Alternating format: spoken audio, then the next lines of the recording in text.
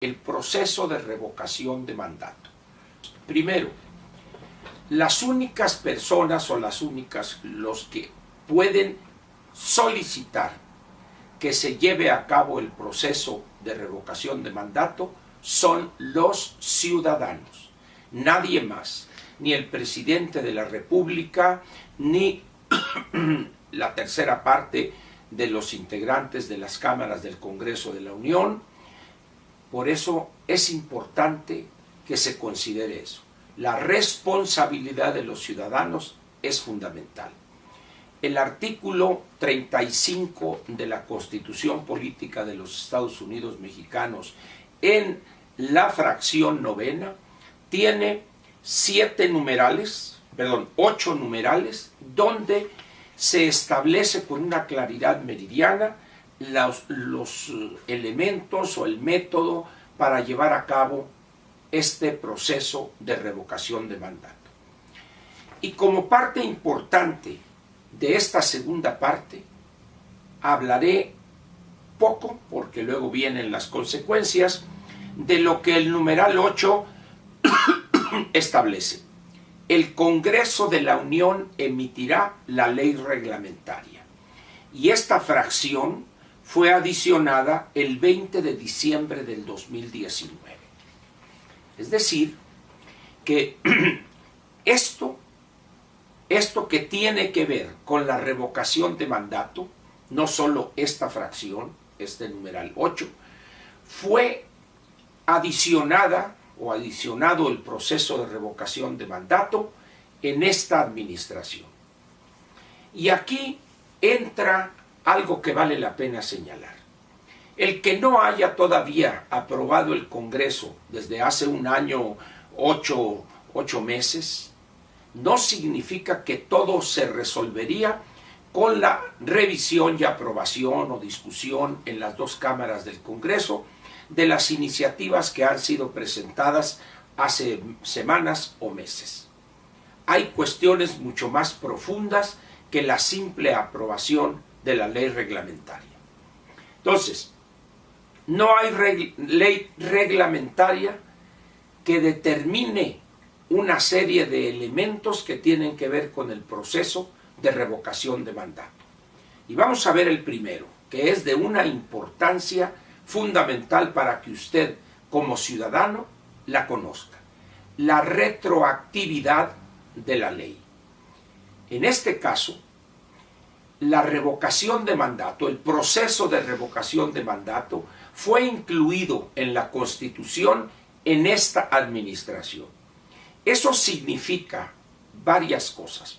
Primera, el presidente de la República, que tomó protesta, rindió la protesta de ley el 1 de diciembre del 18, que además participó en calidad de candidato y se votó su nombre en la boleta el 1 de julio, él entró a esa competencia, pongámoslo así, con el conocimiento de que su periodo duraría 5 años, 10 meses por el ajuste que tiene por objeto reducir el tiempo que pasa entre la elección y la toma de posesión.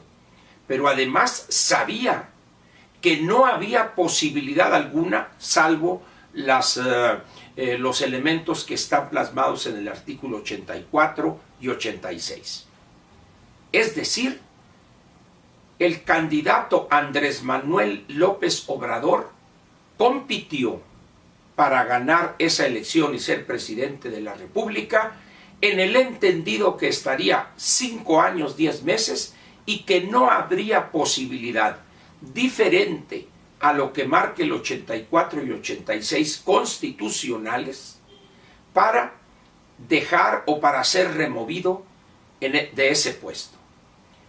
De tal manera, pues, que intentar aplicarle a este presidente que está en funciones el proceso de revocación de mandato es una violación de ese principio básico de nuestra Constitución de la no retroactividad de una ley.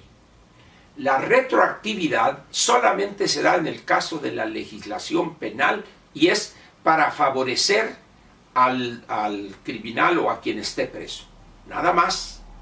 Repito pues, como consecuencia de esa ausencia de la ley reglamentaria y el precepto o el concepto constitucional de la no retroactividad, este proceso de revocación de mandato sería violatorio de ese principio fundamental en el Estado de Derecho de nuestro país.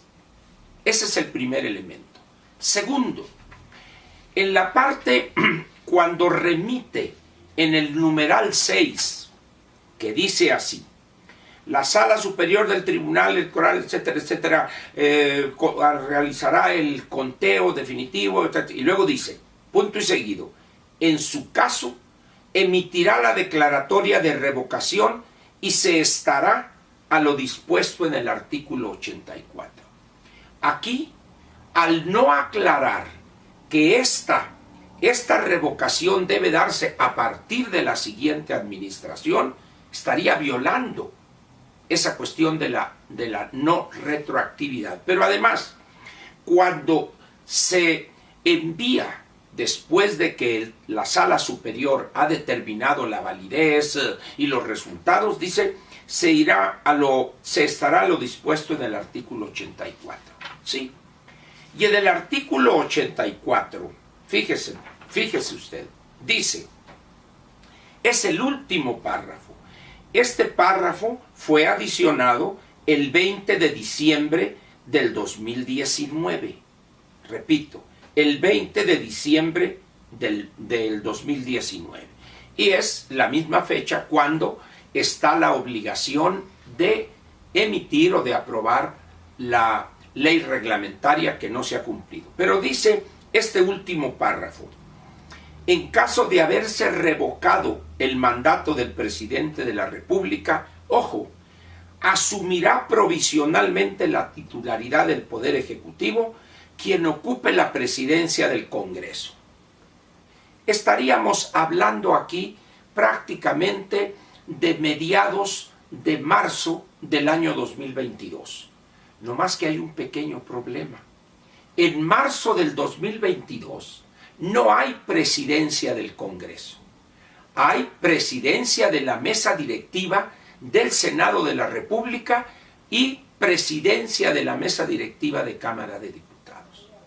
El Congreso se reúne el 1 de septiembre. El 1 de septiembre para la apertura del primer periodo ordinario. Y luego hay también en una sesión cuando se clausura, etc. Pero en marzo está funcionando y operando normalmente las dos cámaras del Congreso de la Unión. Esto le podrá parecer a usted secundario, nimio, pero no es así. En tratándose de una cuestión constitucional, evidentemente esta es una laguna.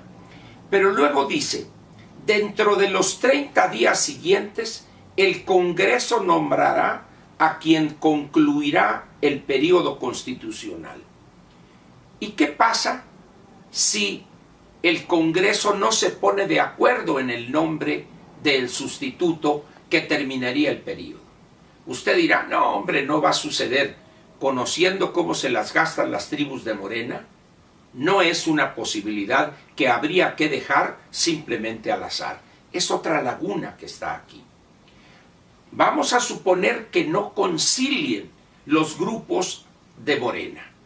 En ese momento habría una profunda crisis constitucional, porque el presidente habría sido removido como consecuencia del proceso de revocación de mandato y no hay salvedad alguna para el caso de que no se pusieran de acuerdo. No deriva a la posibilidad de que ocupe la presidencia el secretario de Gobernación o quien ocupe en ese momento esa cartera ministerial.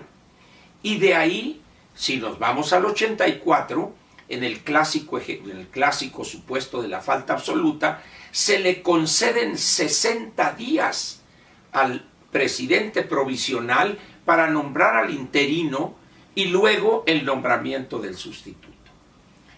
Ahora bien, con todas estas lagunas, entre otras, se genera una situación por demás preocupante.